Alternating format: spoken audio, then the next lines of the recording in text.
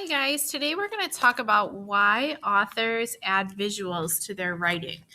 So, both fiction and nonfiction writers add to their topic by adding illustrations and other visuals. So, they can have different reasons to include a picture into their writing. It could be to show the sequence of events, it could add new information, help us deepen our understanding of a topic, or just to create interest.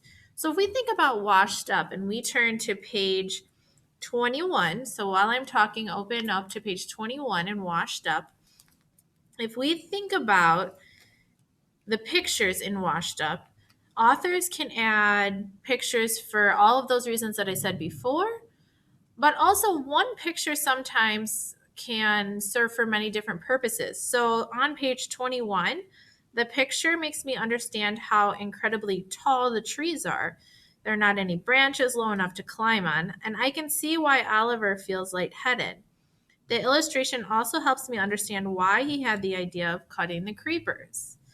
So, as you're thinking about writing your essay about rainforest animals, I want you to think about how visuals can help the reader of your essay.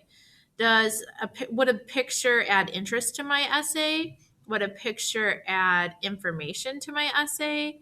Does a picture help my reader understand a point I'm trying to make? So, I'm going to show you how you can go and find a picture and put it in a Google Doc if you were going to add a picture to your essay. If you had already typed it and you want to add those type of pictures, okay?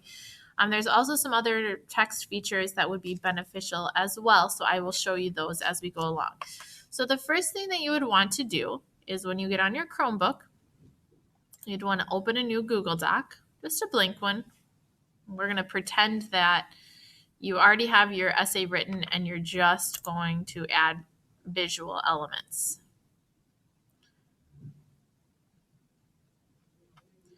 And why don't you go ahead and title it Rainforest Animals.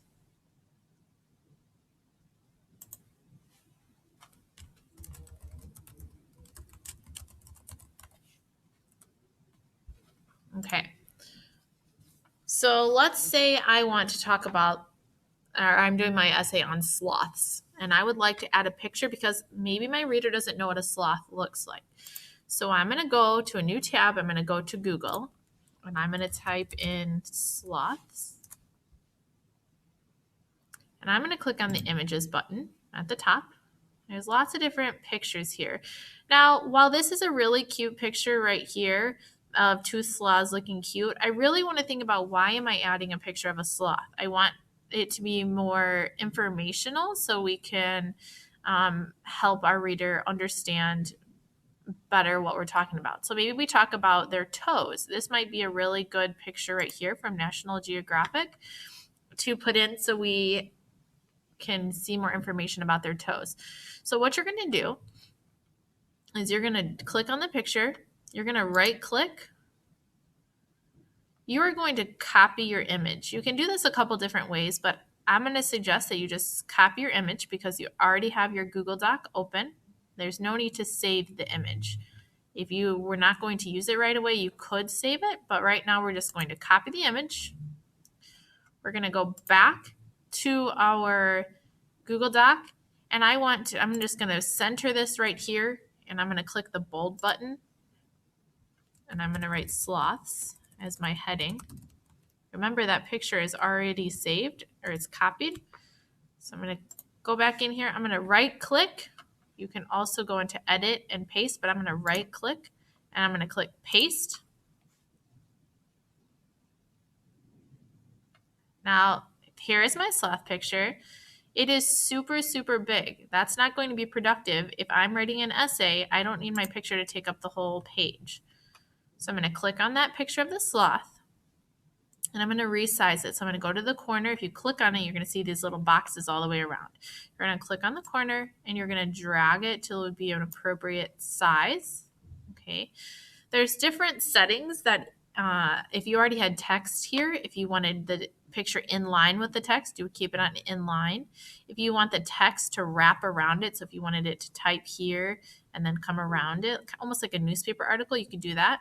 Or you could break the text where you can put it wherever you want. I like to break the text, even if I wanted it to wrap, I like to break the text so I can place it wherever I want, but that's up to you. Okay, so if I wanted to add a caption to this, because captions are really helpful when you add pictures, I'm going to say insert, and I'm going to put a text box.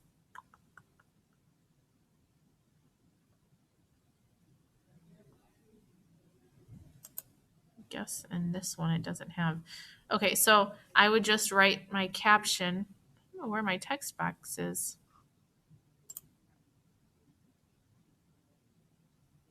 You can add a drawing as well, and inside here there is a text box, so we'll just do it this way. Probably be the best way. So add your text box, draw it. You can resize this once it's outside.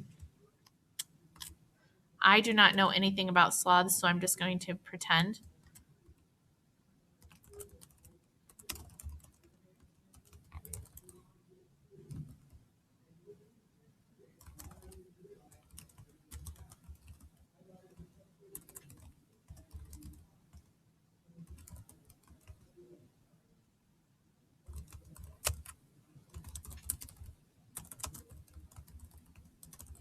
Now, you guys are the research pros. I did not research sloths, so this information may not actually be accurate, but we're going to go with it.